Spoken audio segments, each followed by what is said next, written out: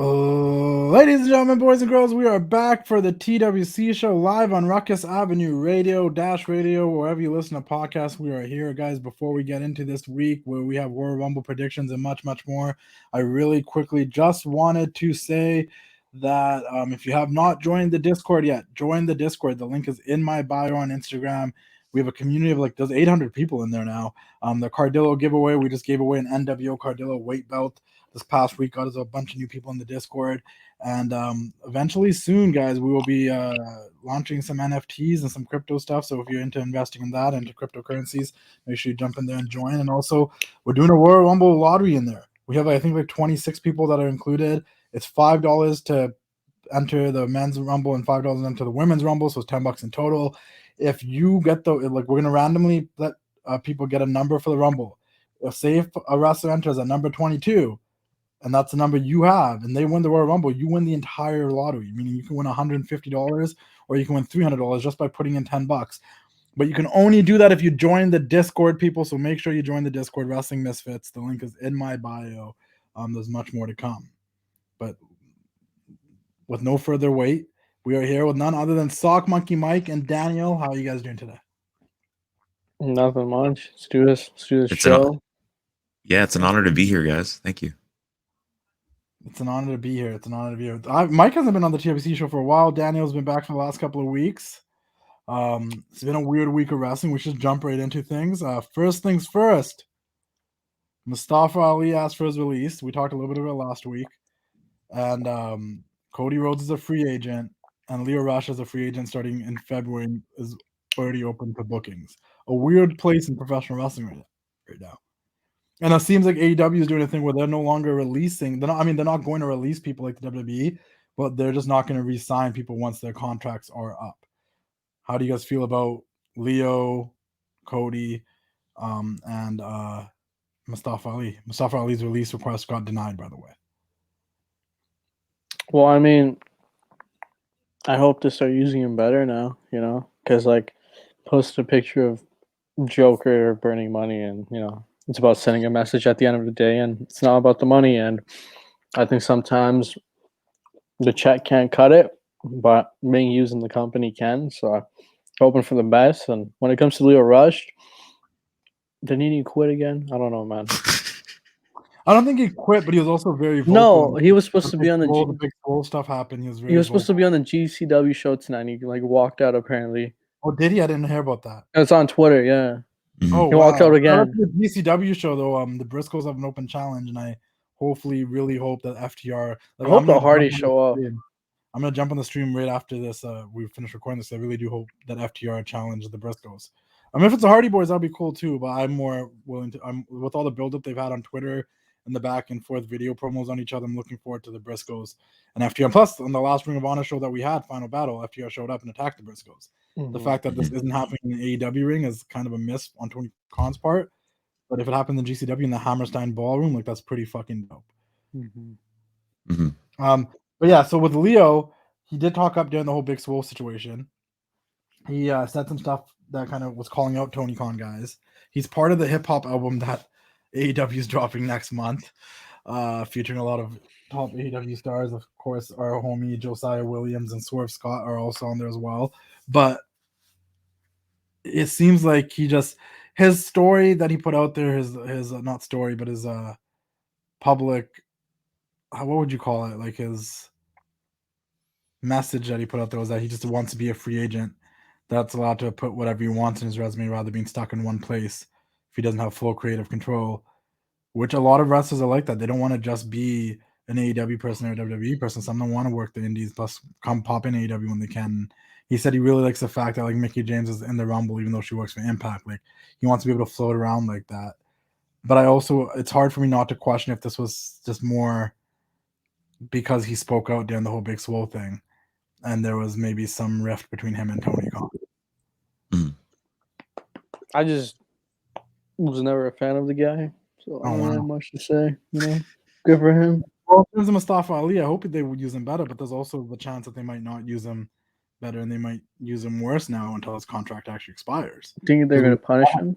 Yeah, that's happened in the past too, where we've seen people indirectly get punished after asking for the release and not getting it, Or, it almost seemed like Lana got punished when Miro showed up in AEW. It seems like WWE can be petty sometimes, so like it's hard to tell. What do you think, Mike? I mean, really, it's just one of those things where, bad situations happen and then there's bad results. I mean, Lio asked, to leave AEW, and we don't know if he's ever going to return to wrestling again. So it's up to him. That's all that really kind of is in the air right now. Cody's a free agent, allegedly. I do know that Cody's most likely going to sign back with AEW. I don't think he's going to leave that company. I think he's the TNT champion. He's on TBS or TNT doing the Go Big Show or whatever it's called. Like, I'm still confused if he's, because I thought my initial reaction was, okay, yeah, his talent contract is expired because all the EVPs had a talent contract and an EVP contract. They were two separate contracts. They weren't the same. So in my mind, I'm like, oh, he's still an EVP. I read somewhere, it could have just been, rumors and innuendo, because that's what the internet is filled with, but he also isn't an EVP no more. I don't know if that's true, because my thing was, okay, his talent contract ended, but he's still an EVP. He probably re-signed that. He just hasn't come to terms with what his talent contract is, which is understandable because he does leave a lot and he does do a lot of things outside of wrestling now. So I don't know, but if he's not, I in my mind he's still an EVP, so that's why I don't think he's going anywhere or anything like that. But if I'm wrong, then I think he's gonna sign soon, regardless of fact. I think he's AW. We heard there's rift between him and the Young Bucks and the other EVPs earlier last year, and we always hear all this stuff. But I don't know what's true and what's not. How do you guys feel about Cody? And how do you guys feel about Cody's big promo this past week? That was very, it was almost like his own pipe bomb, but just because of Cody delivering it. Well, I think what it was is just Cody just being the self-proclaimed like voice of independent wrestling, and how he was just, trying to establish himself as the forbidden door, trying to, establish relationships with New Japan Pro Wrestling, Impact, all these other different companies. And it was a very passionate promo. In terms of just him being a free agent in general, I think it's different. I think it's, one of those things where, Cody gets the opportunity to work with all these big companies like GCW or maybe even an Impact. You know what I mean? So it'll be interesting to see what he does, especially being the current TNT champion. But I'm also curious to see if him and Guevara are going to go after it to combine the titles. So who knows? I also really do believe that Cody I think he's well aware now that the fans boo him and they want him to be a heel, and he's playing into it. Like, he's almost still saying, I don't care if you guys boo me, because like, you guys were here for me when I did this, and I'm the one that first broke down the walls, and CM Punk said he can do all these things, but I'm the one that did them, and yada yada yada. And it's almost like he's feeding into let's say he is Homelander. For those that have watched The Boys, it's on Amazon Prime. Like, he is Homelander. He's acting and portraying a good guy, even though he is a bad guy. And I think that people that are still complaining that Cody needs to turn heel, like, he's seen it, and he is a heel right now. Oh yeah, he's just that heel that's playing, like, being oblivious to the fact that he's a heel. That's what he's doing right now. What do you think, Daniel? How do you feel about Cody and his promo this past week? I think it was fun, and wrestling's supposed to be fun, supposed to get people talking. Definitely got people talking, but one thing I just don't like is how AEW gatekeeps its fans or whatever, or gatekeeps its product. And I know you and I talked about this. I don't know where we talked about this, but we talked about it somewhere.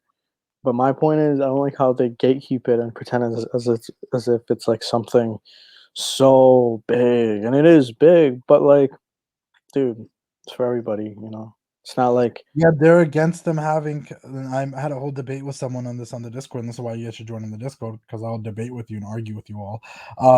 That there's no such thing as a casual fan no more. And I'm like, there is. The thing is that AEW gatekeeps casual fans from tuning in their product, because they're trying to treat it as if it's like, no, it's just for us wrestling fans. We don't need those casual fans that watch WWE. Like, and that's how they gatekeep the product. And AEW caters to the fans that they already have, and not to those larger fans. So the potential for growth kind of sucks there. And have you ever talked to an AEW fan? And I'm not talking about an AEW fan that like also watches WWE. Like, have you ever talked to a hardcore AEW fan?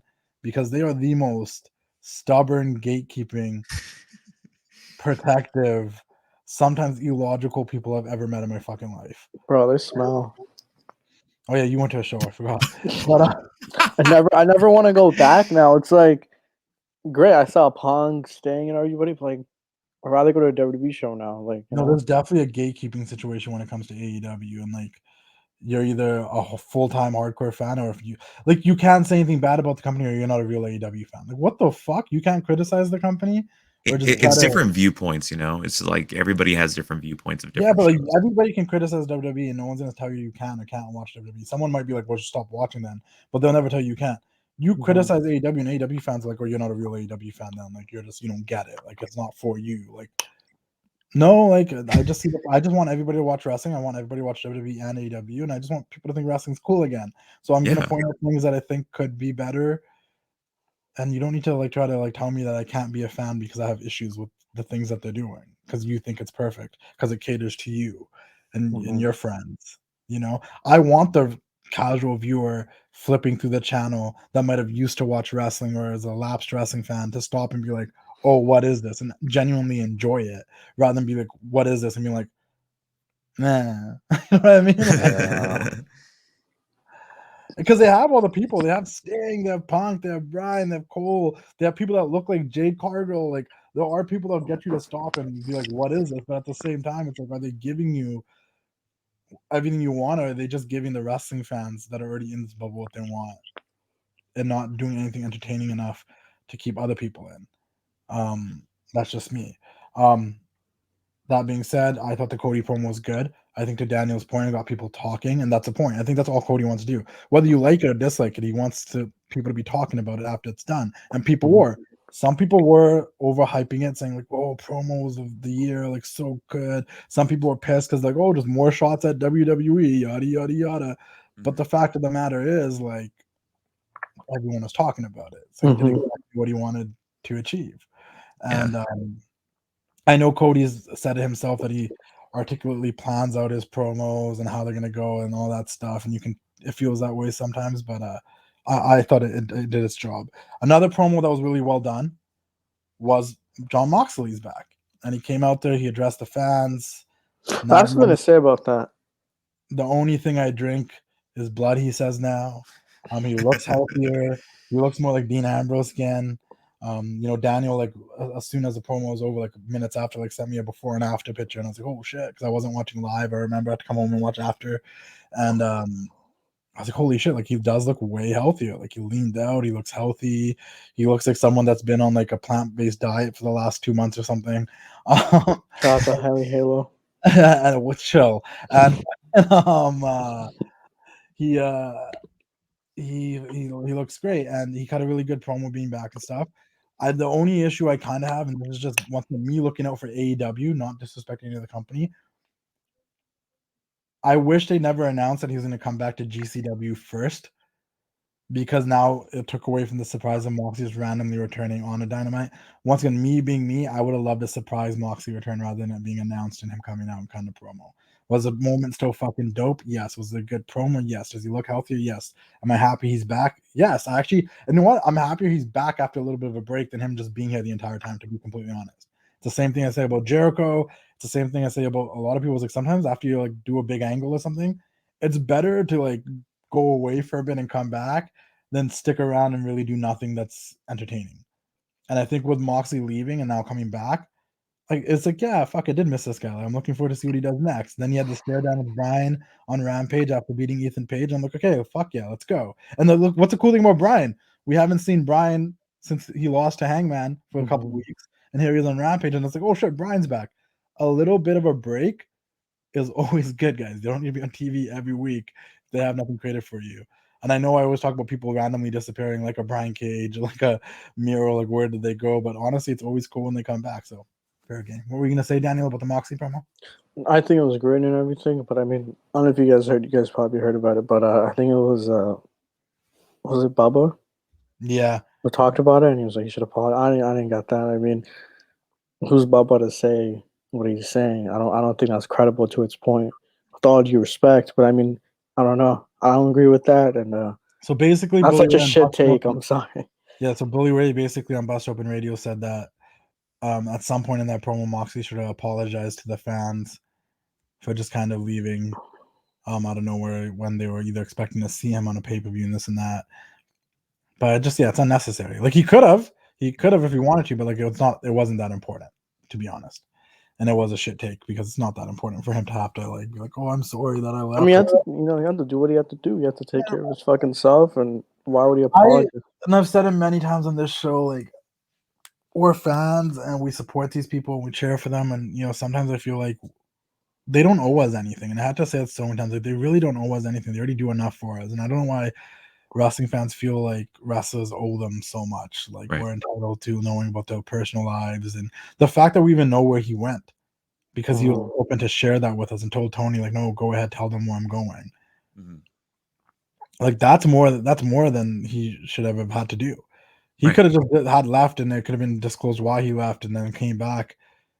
And we would never like just been like, oh, like I wonder what happened. Like, let's be honest, how many times has Sasha just like dipped and we had no idea why she dipped?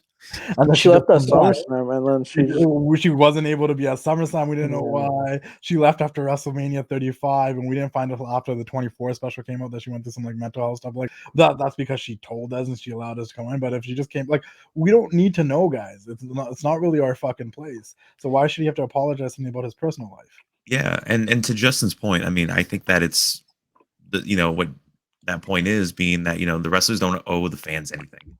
You know what I mean? Like the fans are not in credibility or whatever to, get into wrestlers' personal lives. You know what I mean? Unless the wrestler, is like open to that, then do it. But it's not anything necessary to be like, oh, you guys owe us this. Like, no, like they're giving us all the entertainment in the world. Don't do that. I agree with you, Mike. But yeah, I just talking about letting us into their world though. We got to see the real life power couple of Britt Baker and Adam Cole finally tag team together for the first time this week against Chris Statlander and Orange Cassidy. I don't have a ton to say about it, but I will say it was pretty cool. It was cool to see the couple tag team and have it. It was honestly it was one of the more fun matches on the show this week, so I enjoyed it. No comments on that? You guys are just no. It was good. No, it was good. Just like what Daniel just said. I mean, it was cool to see Britt Baker and Adam Cole establish themselves as a team for the first time in AEW, and it was cool. It was cool to see DMD and Adam Cole baby.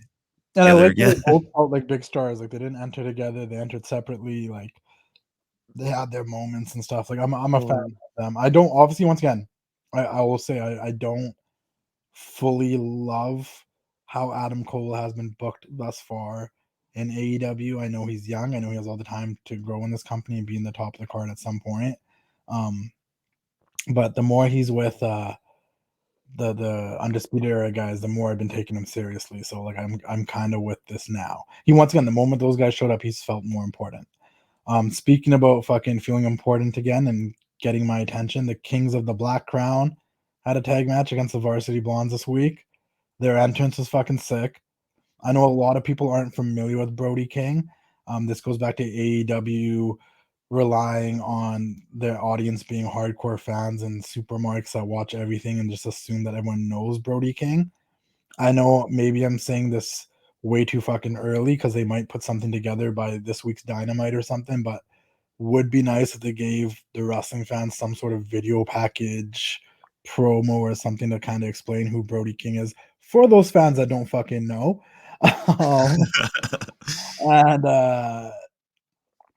But it's sick for someone that does know Brody King. Like I've seen him down in the Bay Area at Big Time Wrestling in the past. I've seen him at Ring of Honor. I've met him.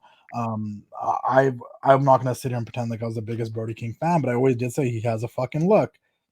He would, he'd be pretty cool if he was in any of the bigger companies and stuff. So I like them as a team. I've watched some of the stuff as a team. I think they complement each other. I don't know what the deal is with the Varsity Blondes now, because there's a part of me that wanted the Varsity Blondes to have like a good run at the tag titles, not necessarily win them, but like have a good run at them and like do some stuff before there was any like tension or breakup between them. But it seems like they're already kind of like teasing a rift between Pillman and Griff, and like that Julia might still even maybe join the House of Black and obviously Pac-Man. How do you feel, Daniel, about Brody King and everything I just said? I mean, it's cool. I don't really know who Brody King is. Again, that goes back to the point. Like, like I don't know Brody King, so I don't have anything to say. But Malachi Black. I mean, that's cool. I hope he gets booked properly. And back to the varsity blonde thing. I mean, like, who's a Giannetti? I don't know. I'm kidding, but it's interesting to see the rift and how they might break them off, and how Julia Hart comes into play because it's kind of interesting. But yeah. You have no that Daniel's very I'm very passionate about wrestling this week, guys. You know what? I'm gonna be honest. I don't like Malachi Black in AEW. I'm sorry, he just doesn't do it for me. Thank you. That's a real opinion. I appreciate it. I just don't care. I just think he's like Vampiro in WCW in the late WCW when WCW was bad. I think there's something there. I think something's slowly building. I will do this. It's not. I don't think it's really him. I just think the way they've been featuring him has been poor because they have something with him and they know that. But and I think Big Swole talked about it in her fucking complaint about AEW about like the lack of structure and that like if you're not really good at pitching your own ideas and stuff, like nothing's gonna get over because there's a lot of freedom in that company. It's a lot of the wrestlers are in charge of their own storylines and coming up with the creative, and unless they're good at that stuff, like you're not gonna get anything over because like they really leave a lot up to you and shit. I think that's the fucking problem, is that maybe there needs to be a little bit more structure, because with too much freedom comes too much does it even fucking make sense? Like I said, like, I obviously if I ever work for any of these companies, I'd want to work with digital media team, the social media team, and like maybe creating content for either AEW, WWE. But man, if there was like a position where I was like, hey, let me be a part of this team that like is keeping up to date with the character development of everybody on this show and the continuity, and that shit makes sense, and there's a long-term plan of where we're heading, and we're not just doing things week by week with some end goal but not really knowing what we're doing every week. Like if there was like a proper production team or something, I don't even think it'd be a production team, it'd be like the not even like a creative team, because I don't want like writers and shitload of writers coming up. I just like someone that's like, listen, this doesn't make sense. This does make sense. Why would your character do this? Why would your character go from this person to that person? Where is this going? Like, there just needs to be someone there that has the balls to ask these questions to every single wrestler, because I feel like they're coming up with ideas and they're great and shit, but then as things play out, you're like, where the fuck was this all going then? Or what just happened? And that's the AEW problem. They need someone there that is like in a position to make sure that the character development and the continuity and the week to week what is happening makes sense, because that's the fucking problem sometimes. Because I do think Malachi is sick. I think the character is sick. I think the House of Black and everything surrounding that's sick. But to your point, sometimes you're watching it and it's like, well, like, are there varsity blondes the people he should be fucking feuding, or should it be like fucking Cody or like the Bucks or Adam Cole or something where it feel more fucking important? Because for someone that's supposed to be like this character, like, who cares? Not even that. I mean, like, yeah, you were right. They should have like some sort of structure. But I think, like, personally, this is my opinion. I think Aleister Black in NXT was the greatest thing that happened to him. But Aleister Black, to your point, Daniel, Aleister Black on NXT was shot right to the fucking top and stayed there. I think when it comes to structure, who was behind that? Triple H. Triple H knew what he was doing. Not even just that, but like he was shot to the top and he stayed there. He was always kind of a top tier player. In AEW came there as a top tier player fighting Cody, and then he dropped down to fight the fucking varsity blondes. There's a fucking problem. And if I was someone sitting backstage on the little team that made the decision, I'm like, don't get me wrong, if he worked with the varsity blondes for like 2 weeks, cool. But is this what he's doing now? And I don't care to see Aleister Black and Brody King start feuding Luchasaurus and Jungle Boy either. He needs to, you know what I mean? Like they need to be feuding fucking like maybe Penta and Rey Fenix, but one of them's injured. Like a team that maybe FTR, like people that fucking matter on that thing. Because if you have him feuding lower tier talent, no disrespect to any of these guys, he's gonna feel like the way you feel about him. Like, I don't give a fuck. Like, it's cool and shit, but what's the point? And that's what I'm trying to say. You said his NXT run was the best because he came in NXT. He was on the fucking top of the card. He had this mystery around him and shit. And then he's a champion and shit all of a sudden. I think to Daniel's point, I think what the problem is that AEW, and fans have said this in the past, is that AEW has too many people right now. Yeah. I think they do, but like I don't know if that's the problem. I really do think it's just their character development and not trying to, because they love I didn't mean to cut you off, Mike, but AEW loves giving you matches. And they love giving you like matches they think you're gonna enjoy, like dream matches. Mhm. But they don't really care about the stories or the reasons why these people are fighting each other. There's been so many good matches where like you go to like, oh, this will be a sick match. We're gonna get fucking Bobby Fish versus CM Punk. But why? Just because it's a sick match? Like, you know what I mean? Like, no, I get it. they lack at making things feel important. But again, once again, the guys that went through the WWE system are really in control of their storylines and characters. They know how to make their shit feel important. It's just everyone else that doesn't have that down just is having matches without understanding why it's fucking important. I hope these matches with the Varsity Blondes are important because that's why all of us out here like maybe Julia Hart's gonna join them or maybe this is gonna break up the Varsity Blondes. The worst case scenario is nothing fucking happens. They move on and this was all fucking pointless. And the thing with AEW is that that's highly likable to fucking happen. Well, I think what it is too is AEW has this tendency where they introduce a new team or they introduce a new talent and they put them into this random rivalry out of nowhere to see where they stand. Like Daniel pointed out earlier, he doesn't know who Brody King is.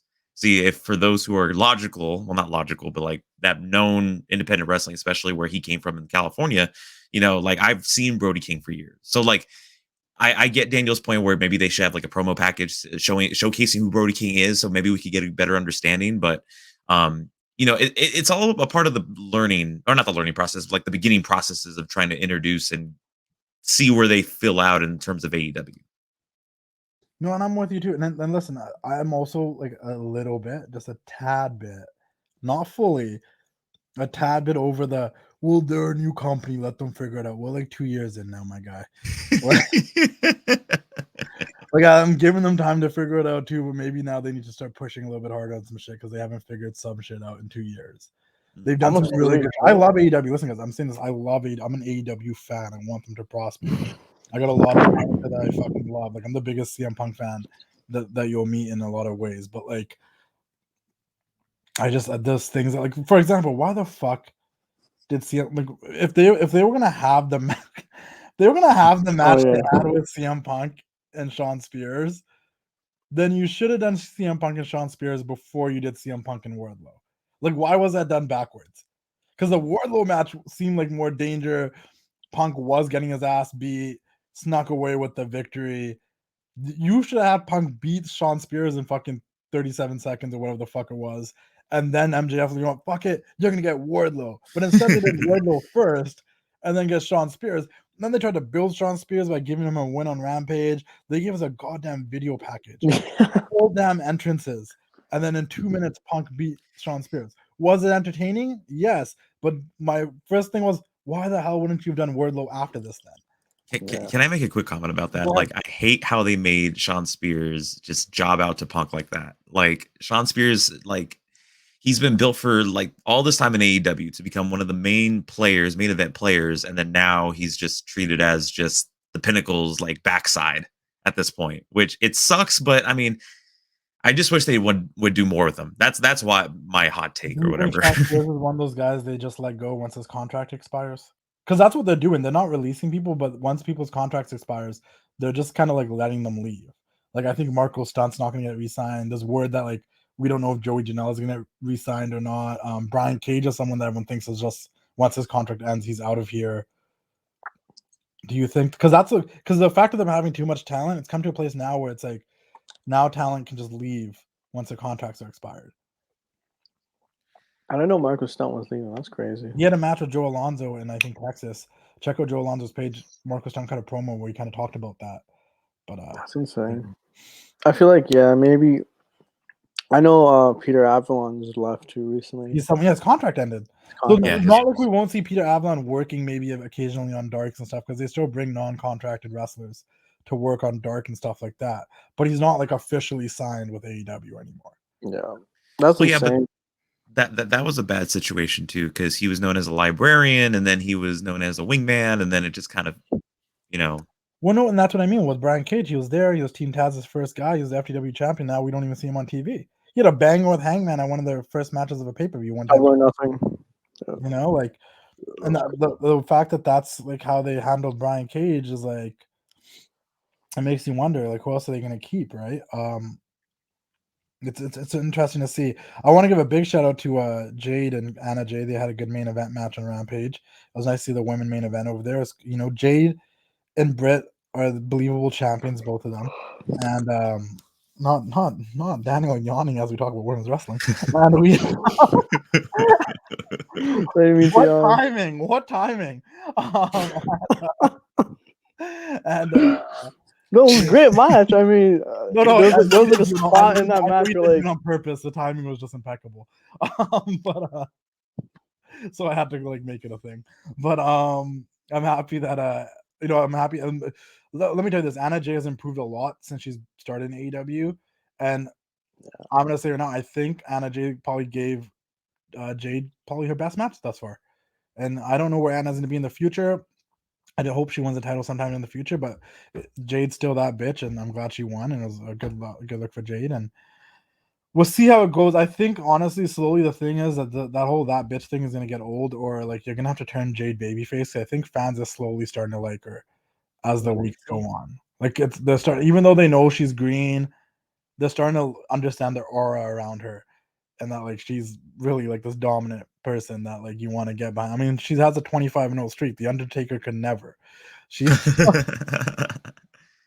she's out there. So like, I only said that because when they should put it on the screen where it was like 25-0 and she was like standing with the belt, I'm like, oh, this is such a Undertaker streak WrestleMania angle, like where he'd be posing one way and they show the screen and it'd be like 21-0 or whatever. But yeah, that's it for AEW. Does anyone have any more comments on AEW? No. So I guess we got to talk about WWE. It's the Royal Rumble this upcoming Saturday, so we got to make predictions. A weird week of WWE. SmackDown almost felt like a special edition because, don't get me wrong, every week we've been having some sort of legend show up. Like we had Lita, and we've had this week Danielle Monet, aka Summer Rae, was in the crowd and got a pop. To her, even her surprise, I talked to her. She's like, I was surprised the fans even reacted the way they did. They had the ring announcer, I think it might have been Samantha, call Danielle or Summer a WWE legend, which pissed off a lot of fans on the internet, and she's running with it, and I think it's hilarious. So I even made a post this morning saying WWE legend Danielle Monet. I saw that. Yeah, because people fucking are mad that they called her a legend, which honestly, like, maybe because me and her are friends, I just find it even more funny. But like, shout out to Summer, she got a pop. People are happy to see her, and they're honestly like, I was just saying this in the Discord. I'm like, they've done one-off matches after Royal Rumble, like when Trish and Lita were in the Rumble in 2018, they came back on Raw and had like that 8-man tag with Sasha, Bailey, and Natalia, right? And like when Carlito was in the Rumble last year, he came on Raw and had a match the night after. Like, I wouldn't be against Summer being in the Rumble and then maybe having a one-off match with Natalia on the following SmackDown, because like, why not? Oh yeah, you know what I mean? Like, it'd be pretty cool. Considering like they've been building it, like these two have had like a seriously long feud that's getting reignited right now. But yeah, and then we also got Eric Bischoff getting involved in the Sonya Deville Naomi storyline. Like, he's not the GM, but he's influencing Adam Pearce's decisions and booked Sonya into a match with Naomi again. And just made me wonder, like, why isn't Eric Bischoff just the fucking general manager? Speaking about general managers, Paige is teasing wanting to come back as the general manager, but I think we all know or feel like she's going to show up in the Rumble. And then we also had none other than JA double R E double T J A double R double E double T. Oh, I did it wrong. JE double R. Oh, wow. Botched it. But Tim Han Rivera's favorite wrestler, Jeff Jarrett, showed up, had a little thing with Rick Boogs and Shinsuke. It just all these legends are showing up out of nowhere. It's definitely WrestleMania season. Jeff Jarrett. Straight money. Absolutely not trash. But yeah, guys, how did you guys feel about SmackDown and Raw this week? Was there anything that really stood out to you guys?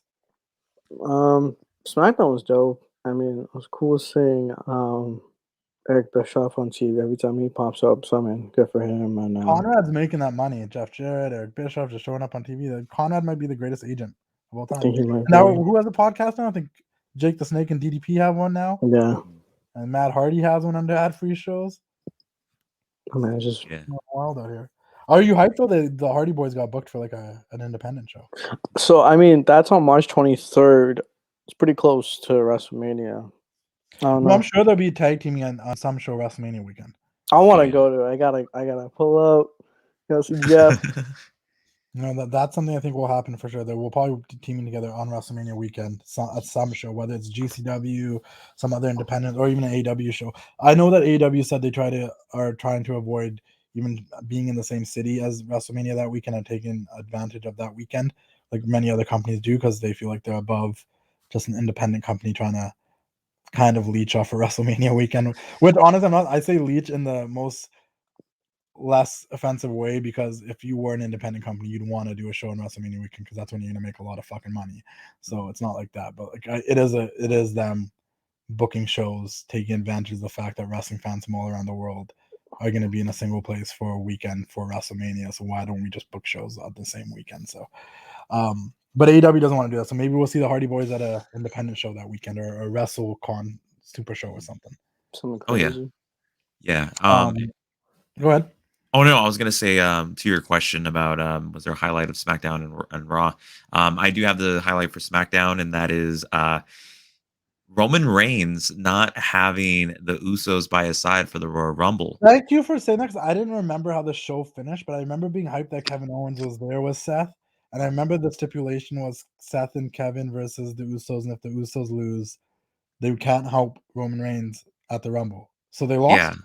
yeah, they lost. Okay. Well, because the reason being was that Roman Reigns, I think, intentionally disqualified himself. Mhm. So that, of course, that means Roman's going to be on his own when it comes to facing off against Seth Rollins. There's actually a lot of speculation thinking that Seth Rollins is the one to beat Roman Reigns for the Universal title. I don't think that's happening until WrestleMania, but that's just me. Well, let's get into predictions. Let's just get into our Royal Rumble predictions. Because the only other thing I was gonna say about SmackDown was obviously Sami Zayn's fucking hilarious with everything he's doing with Johnny Knoxville. I And know. Charlotte's fucking gear and robe this week looked fucking dope. Those are the only other things I was gonna say. The way Charlotte looked this week. And let me say something about Charlotte. If you listen to last week's show and I talked about how I just want AEW's women's wrestlers to come out feeling more like stars and presenting themselves like stars. And yes, Jade does that, and yes, Britt does that, but I don't feel like the rest of them do that. Watch Charlotte Flair, because no matter whether you boo her, cheer her, like her, dislike her, what you might think she's the scum of the fucking earth and you're sick and tired of her, you might love her, be her biggest fan. But when that woman walks out, you know you're watching a fucking star, at least someone that believes that they're a fucking star, because she carries herself like one. And I just think people need to pay attention to that. The Royal Rumble's this Saturday. Oh my God! Time the fuck out. Right before we get into the Royal Rumble fucking prediction, there's one major motherfucking thing we need to talk about that I'm almost shocked that I almost forgot. Let's talk about Gunther. Let's talk about the fact that listen, I'm not against the fucking name change, and I kept saying this. First things first, the name that they trademarked, Gunther Starks, was the name of a Nazi commander. I'm gonna just go and give them the benefit of the doubt that they didn't know that. Some smartass backstage probably pitched it without knowing that, and they were like, "Oh, that's a great name," and then they trademarked it, and then they heard the uproar of the internet and hearing that's a Nazi commander. And I don't know if you guys know already, but they've dropped that trademark. They don't have it no more. Right. And Walter is now going by just Gunther, which is totally fine, because as long as it's just Gunther, then it's just another name. It's the guy that worked at the coffee shop on Friends. It's just the name Gunther. But if it was Gunther Stark, then you were trying to name this man after a Nazi commander. That being said, the fact that we live in the internet era where everybody fucking knows everything, and now we're at a point where even Instagram has fucking news pages that are fucking spoiling shit. Like, everybody knew about this trademark. So now everyone's mindset is that they were trying to name him after a Nazi commander, and realistically, I don't think they knew. But he's just Gunther now.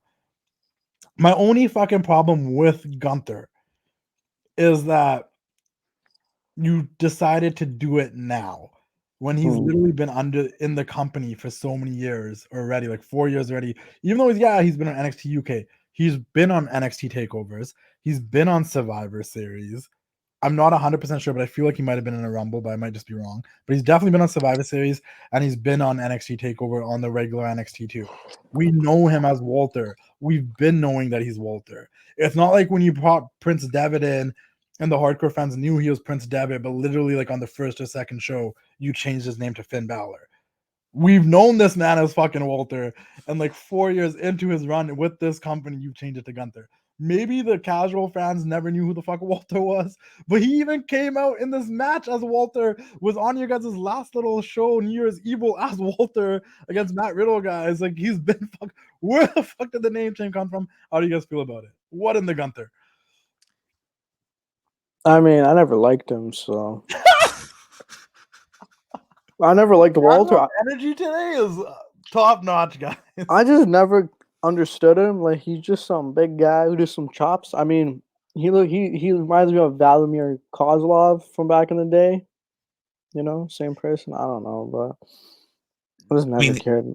Here's the thing. I've been a fan of Walter for years. He's done a lot of stuff in the independent scene, especially over in the UK area. I feel like that the name Gunther came at a bad time. I think it came at a bad time where he's already been in the company for many years at this point. Like, I think over 2-3 years at this point. And having that name changed now compared to like how Finn Balor started, where it was like, oh, he was Prince Devitt in the Indies, and then now he's Finn Balor, which makes sense. I think it was just all bad timing. It was just, Gunther is not a bad name. The full name of Gunther Starks is kind of especially with today's climate. Yeah, I just, to me, it's not setting. To me, it's not setting to call him Gunther yet. Yeah, I thought, yeah, I don't hate the name. Once again, like I said, I don't hate the name. I just think it could have been something a lot better, maybe. I don't know. Like, it's like you already established Imperium, you already established all this shit. Now you're trying to be fucking Gunther. But anyways, let's get into the Royal Rumble. I just would have felt very like I would have felt remiss if we didn't bring up the whole Gunther thing, and that just happened this week, and it was a real big deal because I don't know. I like the name Walter though, but I guess the point that people are missing is that it's probably better that WWE didn't trademark Walter. They can own Gunther. They couldn't own Walter. And I think now it's their own product. And now that NXT is not, it's really under Vince's control and really under a new regime. Like, they want to own the property of what that is. And we don't want to run into a whole Keith Lee situation where he was fighting for his name.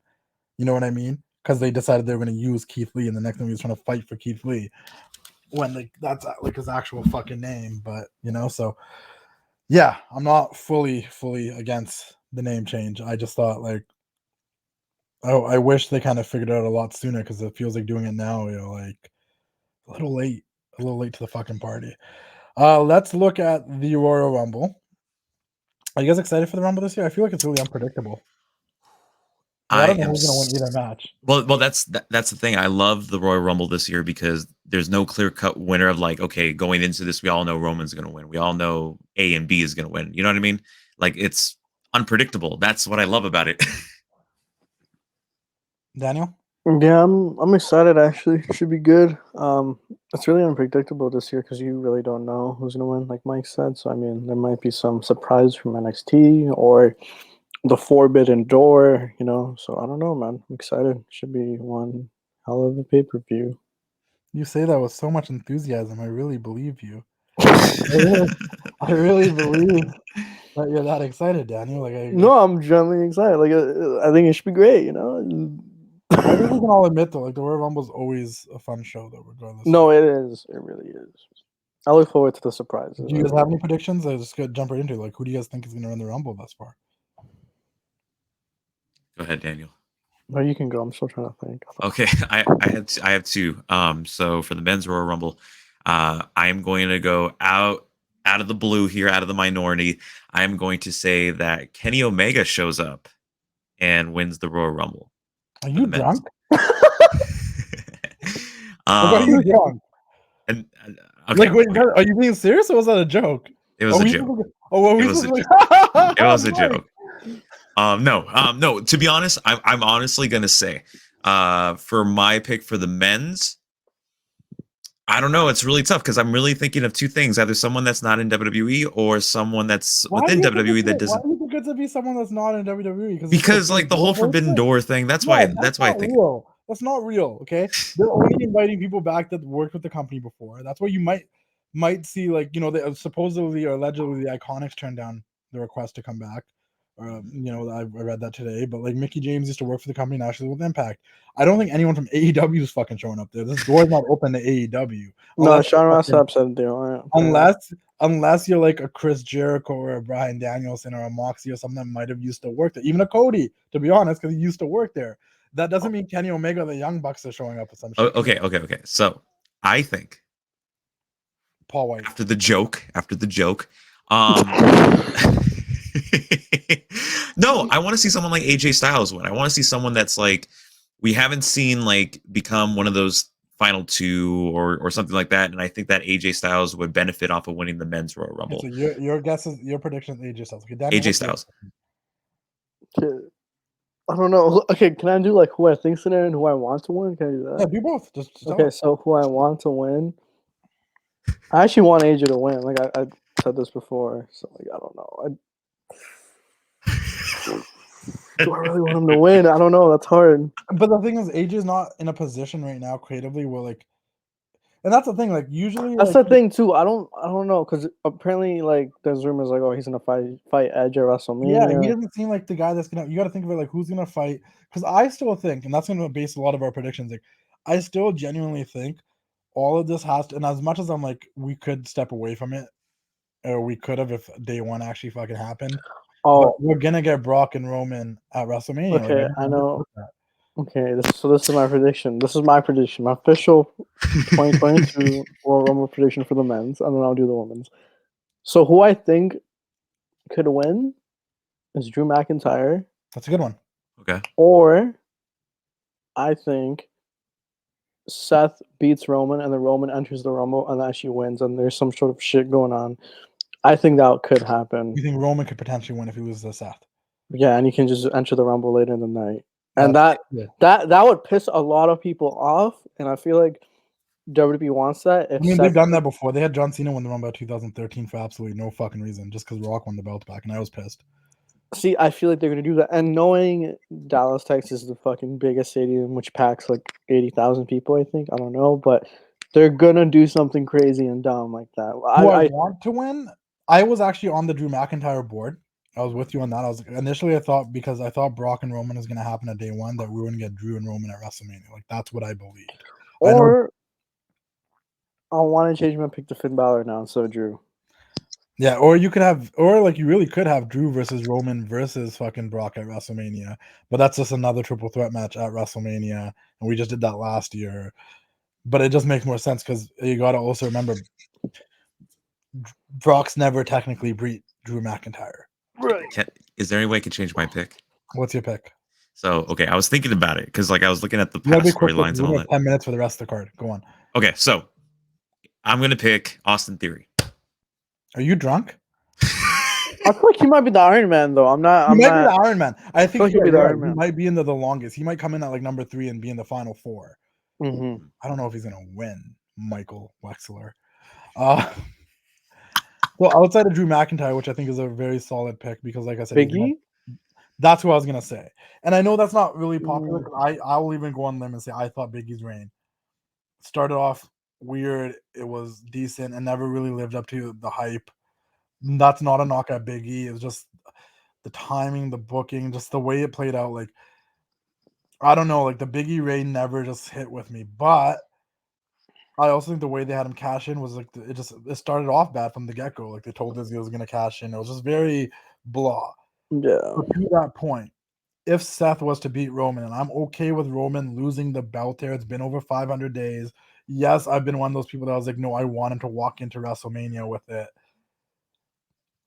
But with the circumstances of Brock being the WWE champion now, I'm okay if Roman loses it and then just ends up beating Brock for it at WrestleMania. And we're back to square one where we wanted to be anyways. And I said, if we're going to, I think, yeah. And so I think Seth somehow manages to beat Roman. And I don't know if that's with the help of Kevin Owens or if it's Brock Lesnar himself that screws over Seth or Roman and distracts him or something. Heyman officially does some shit, but Seth walks out champion. Big E wins the Rumble. Big E challenges Seth to WrestleMania. And Roman and Brock continue doing their fucking thing. That being said, Daniel, I don't think that Big E and Seth are going to main event one of the nights. I think it's going to be one of the matches that's early in that. And I do think the women are going to end up main event one of the nights again. And then Probably. the second night's probably going to end up being main evented by Brock versus Roman. Hmm. That's my full I prediction. just don't want Mitty in the fucking title picture again. I'm sorry. And I feel, and listen, I don't dislike Big E. I don't think he's midi, but I think like if you're gonna try to because that first reign didn't really hit, if you're gonna try it again, maybe start from here and do it properly, rather than ruining his cash in, giving him some fucking mid, opponents and shit. And finally, when he had the opportunity to fucking beat three other of the top guys and feel like, oh yeah, finally Big E is a serious champion. You just had Brock come in and win anyways. So kind of because that was the moment where if Big E beat Seth, Owens, and Lashley, maybe I could take him a little bit more serious. But instead, you just had Brock come and win it, and then Big E felt even more irrelevant, in my opinion. The women's, I have absolutely positively no idea. I really don't fucking know. And yes, it's cool. We got Summer Rain there, Kelly, the Bella Twins, Michelle McCool, Lita. I don't think any of them are going to win. Mickey James is coming with the Impact Women's title. I don't think any of them are going to win. There's still 9 empty surprise slots. There's a chance that Lacey Evans could return. Bailey could return. I think Bailey still has a little bit more time until she's recovered, but she could do the Super Cena thing. Asuka could return. Some of the NXT girls could show up, like Raquel and Dakota Kai and etc. And I think I would prefer more NXT girls and any more surprises, because why not give them a spotlight? We have enough surprises in there already that you already told us about.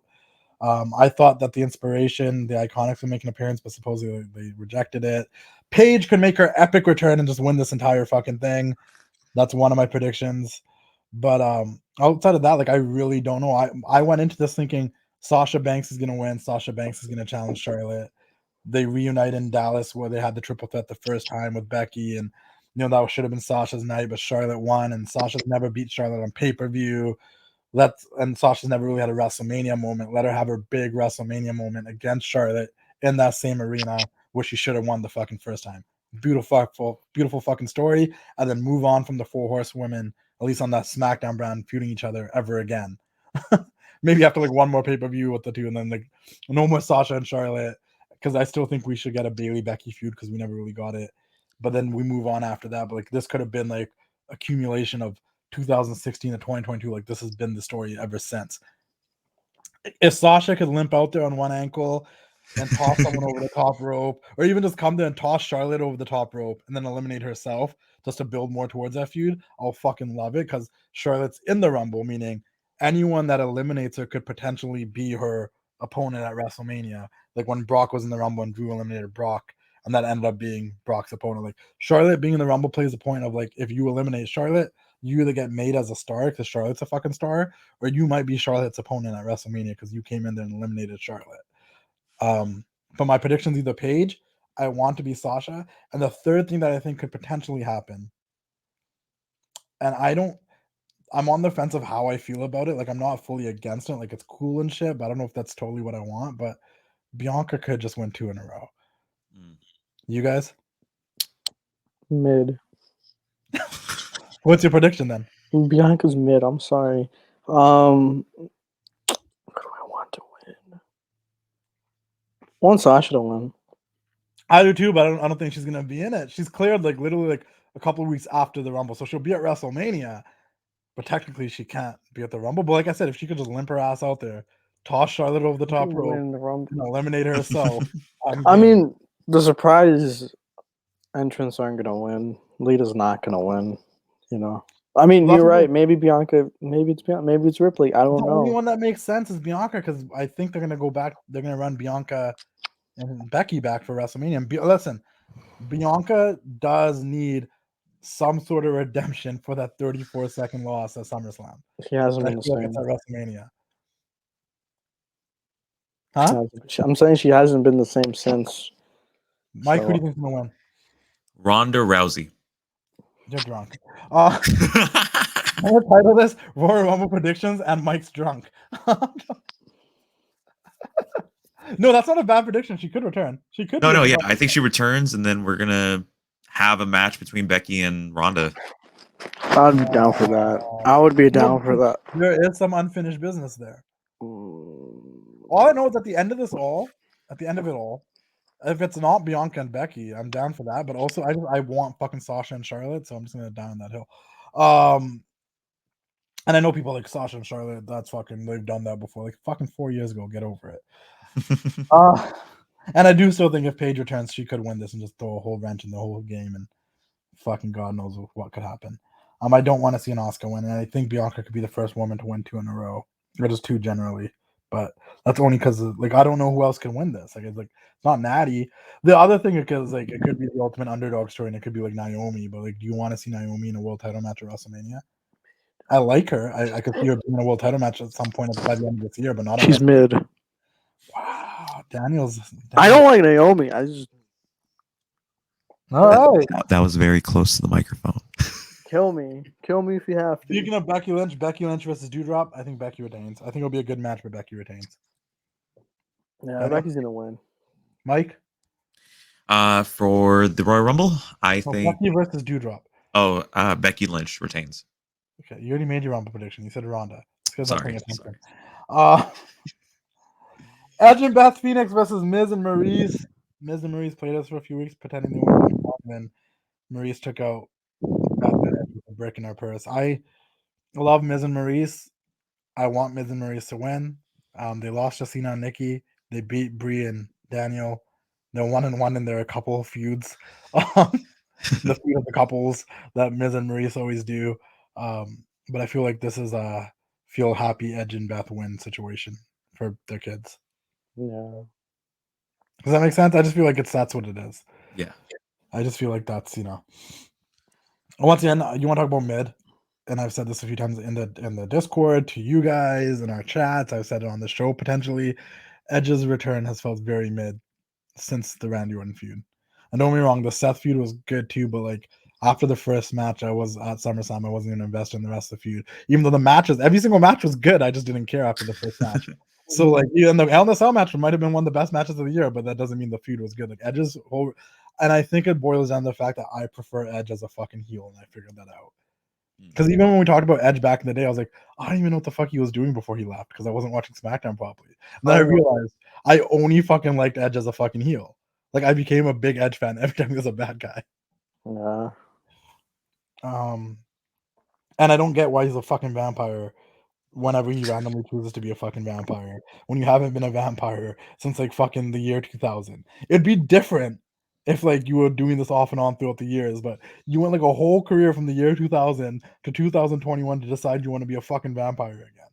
That's like if Finn stopped doing the demon thing for like a whole decade and then pulled out the demon. Like if Finn does the demon thing right now, it's like, oh, it's been a couple of years, but oh, the demon's back. But like, no, fuck, he just did it at Extreme Rules. So it makes sense when Finn, like, you know what I mean? But like, if you like fuck off for like 20 years and all of a sudden become a vampire again, you might think you need to see a psychologist. Roman Reigns and Seth freaking Rollins, like I said, I predicted earlier. I'm actually going to go with Seth for this. Daniel?